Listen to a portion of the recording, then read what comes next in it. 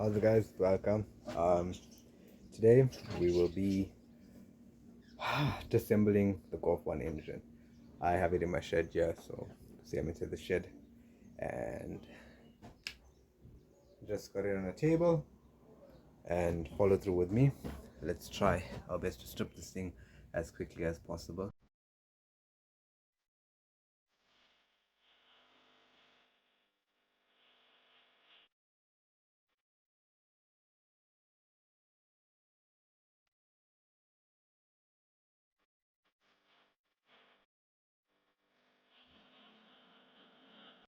Okay guys, the first thing that we're going to do is to remove the flywheel.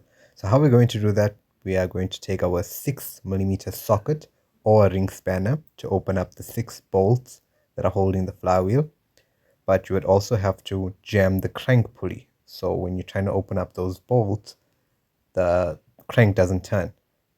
So I did that with a 90mm socket, and here I'm just going to start removing the bolts. Do it with caution. Make sure that you don't round the threads because you will be left with an issue.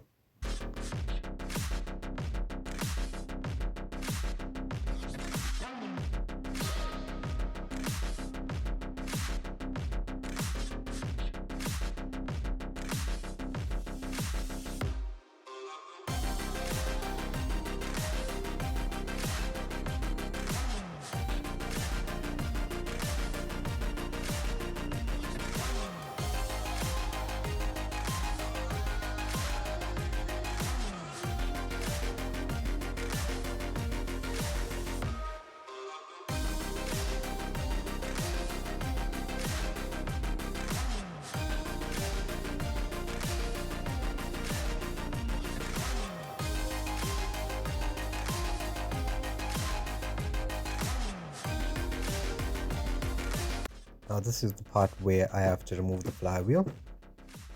It was a bit sticky, so I went ahead, got a hammer and gave it a few taps for it to come loose.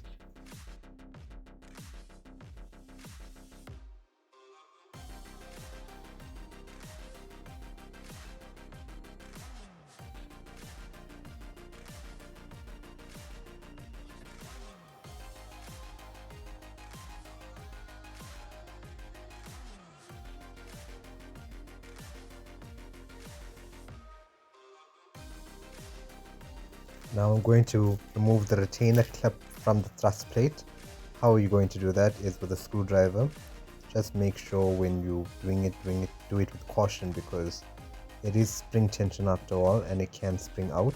So just cover your hand with it and unclip the 2 hinges and it should just pop out.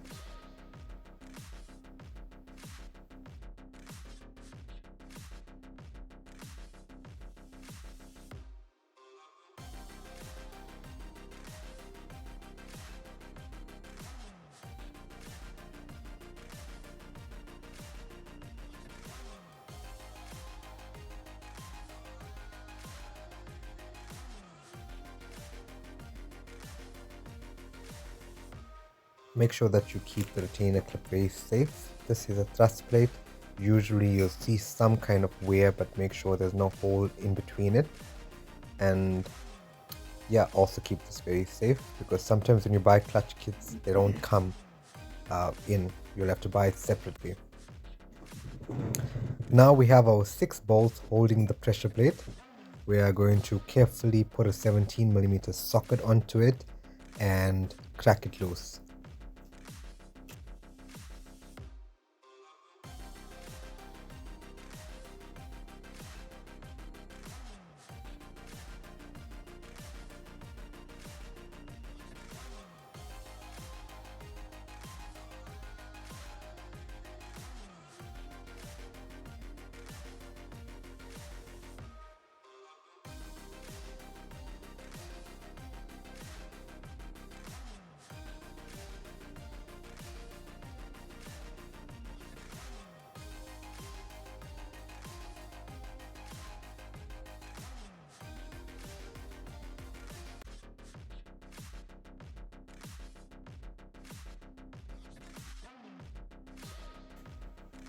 This right here is the washer for your bolts, make sure that you keep this in a safe place, because this also doesn't come in most clutch kits, and it's going to be quite difficult to reinsert the bolts once you take it out, so keep it safe.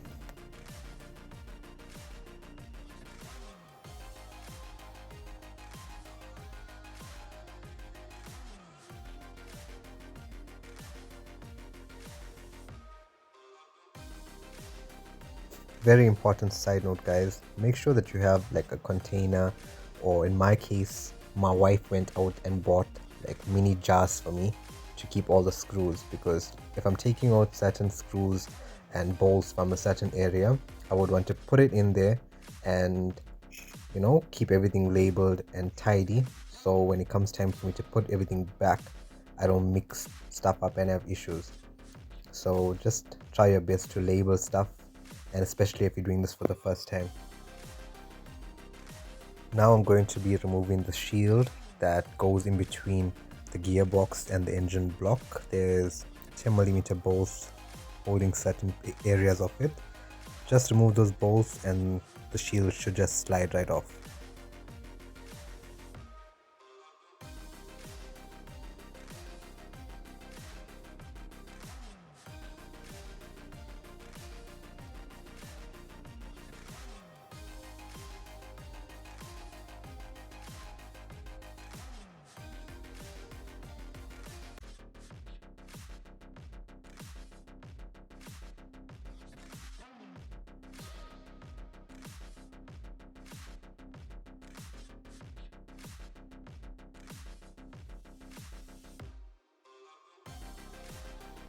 This right here is your rear main seal.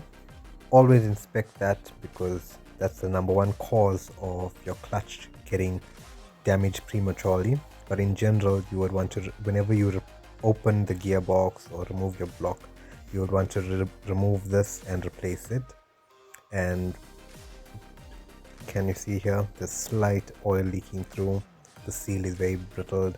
So I'm going to remove these 10mm bolts and remove the whole seal with the housing.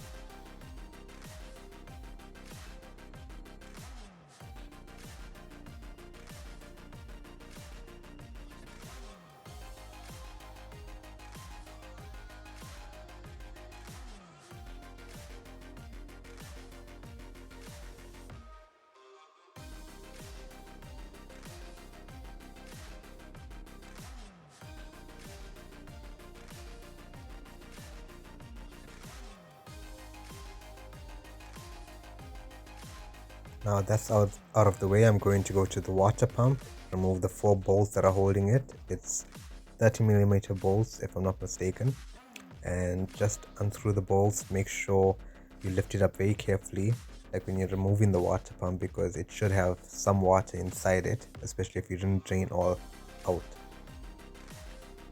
Just take it, make sure that it's clean, and keep it in a safe place.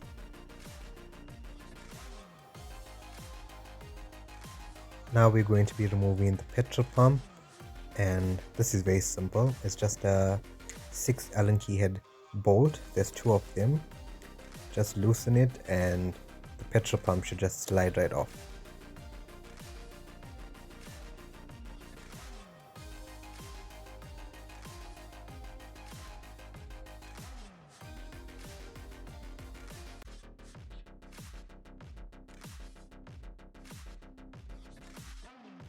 Next we will be removing the oil filter. Get the oil filter out of the way first, and bear in mind that it will be a bit messy because the oil filter stores oil, and afterwards just take a cloth or something like paper towels or whatever to catch the oil so you don't make a mess anyway. And I'm going to start removing the oil filter housing.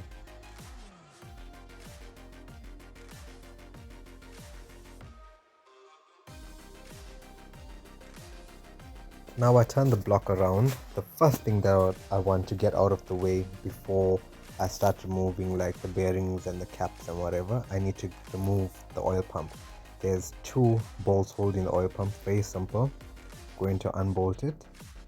Once it's out, make sure that you don't mess the place with oil, so carefully keep the oil pump in a safe place, and afterwards you can inspect it to make sure that the surf on the oil pump is in good condition.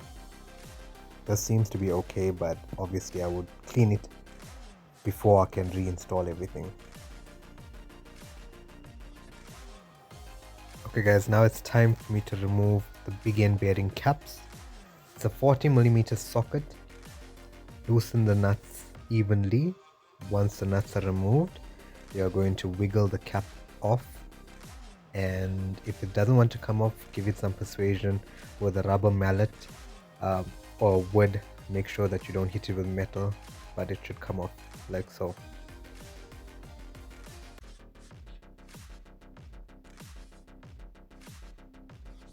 Once you do that, you will be able to push the con rod and the piston out the block.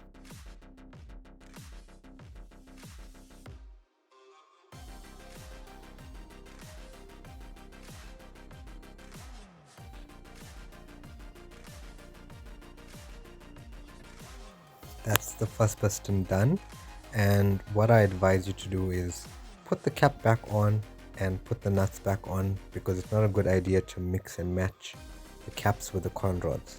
You would want to keep it as a set. So this is number one. I know that I got number one big end bearing cap on, and I would lay it aside. I'm going to continue the process with the other three pistons and do the exact same thing. Okay, all the con rods and all the pistons are out. Like you guys can see, I put them in order so I don't mix them up. Now we're moving over to your crank pulley. I just wedged a rubber hammer, the rubber part of the hammer, in between the crank, so I could use a 6 Allen key and proceed to loosening the bolts. Once all the bolts are removed, you will just screw them out, and the pulley should just slide right out.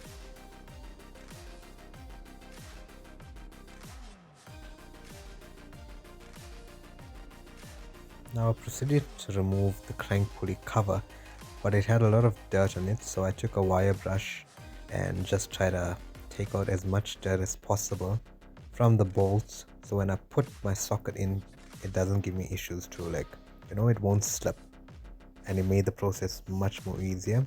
There was 3 bolts here. I think a few were missing, so I just loosened it for peace of mind so I can move on to the next step and remove the crank pulley bolt. Okay guys, I had to do this bit off camera because it was a bit hard to like video and do it at the same time, but like you can see, I took one of the 17mm bolts, I put it back where the pressure plate used to go, and I got a 17 spanner, and in the block there, that's a bell housing keyway. I used a normal, just a long bolt so I could jam it on that end, and I proceeded to open the 90mm bolt with a power bar. Now it's time for us to remove your main caps, and this is a 17 socket. Make sure that you also take your time with this. You don't want to round the bolts. Do it, start from the center going out. That is what I did here, and just have somebody hold the block down, especially if you don't have an engine stand when doing so.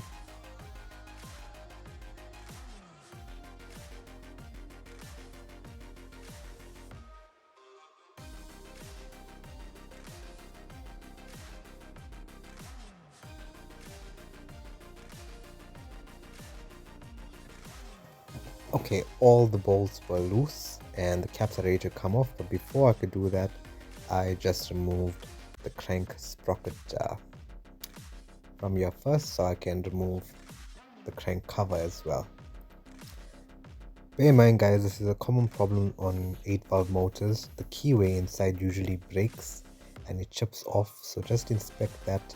make sure that yours is good before inserting it back onto the engine, because you can jump timing when the keyway or the crank's keyway is pitted and damaged.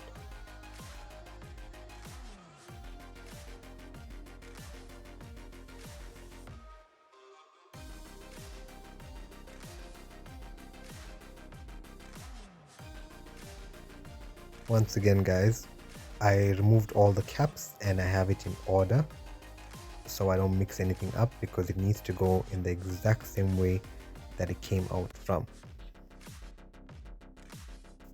And now we are ready to remove the crank from the block. Make sure that you put it in a nice clean place until you're ready to work with it. In our case, the crank is perfect, so we're not working with it, but obviously I would give it a good clean up when I'm rebuilding this motor. And yeah, just store it in a clean place, and then you would inspect your bearings and make sure to look for hot spots or scuffing or any blue areas. So I'm spraying the bores, giving it a good clean, and just trying to remove any oil or residue or dirt, so I have a better visual of what I'm working with here. Afterwards I just took a cloth and wiped each cylinder down, try to get it as clean as possible.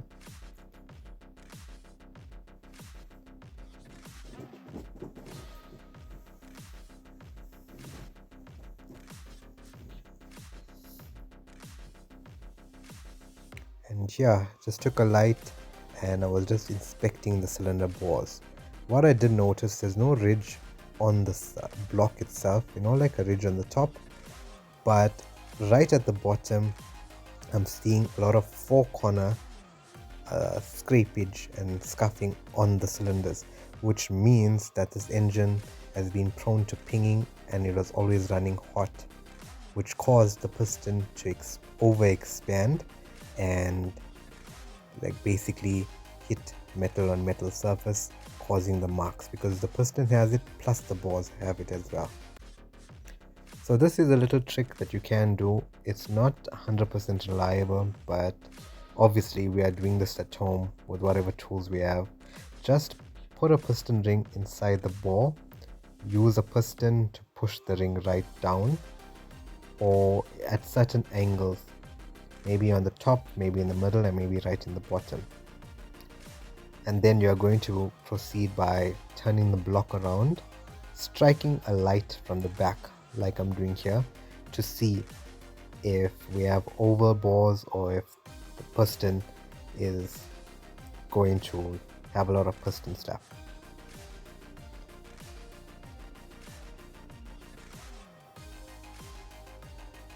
Anyway guys, that's it for this video. Hope you guys found this helpful, and obviously I would still have to send this block to the machine shop and most probably get oversized pistons, and then only I'll be able to do the rebuild, and I will show you guys that in the next video. So please subscribe. Thank you for watching.